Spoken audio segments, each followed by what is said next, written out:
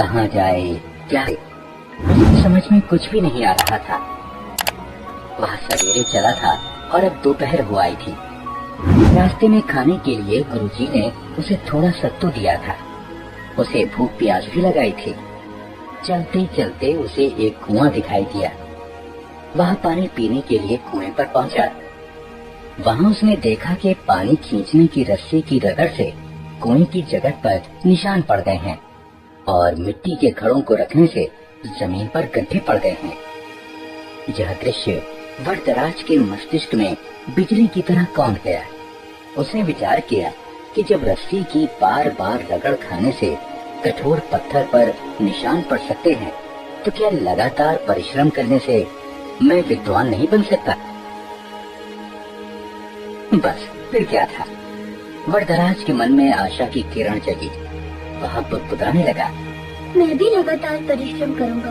अपने पाठों को मन लगाकर बार बार पढ़ूंगा और उन्हें याद करूंगा। फिर देखता हूँ कि मुझे विद्या कैसे नहीं आती। वरदराज ने कुएं पर हाथ मोड़ा और गहरी सांस लेकर आगे की ओर बढ़ा। अब वह सभी प्रकार की चिंताओं से मुक्त था। इतने कि उसे भूख प्यास की भी चिंता नहीं रही थी।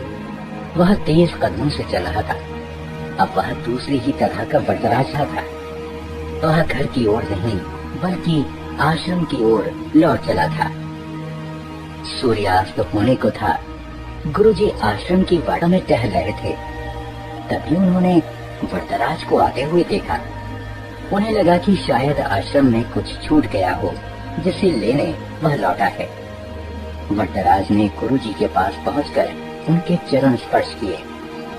गुरुजी ने प्यार से पूछा, क्या बात है बेटा?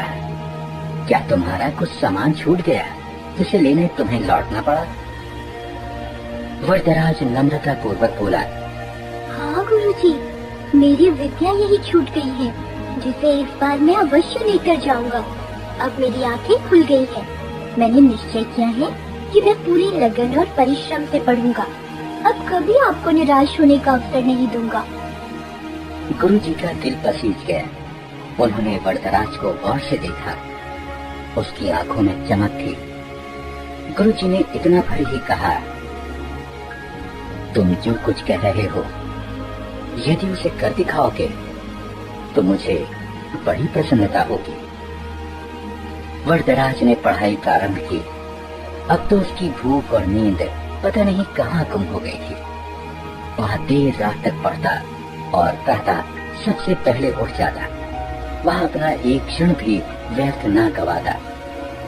उसने दिन रात एक कर दिए। इसका प्रभाव यह हुआ कि जो पाठ याद करना उसे पहाड़ पर चढ़ने के समान कठिन लगता था, अब वही सरल लगने लगा था। गुरुजी और अन्य पालक वरदराज में आए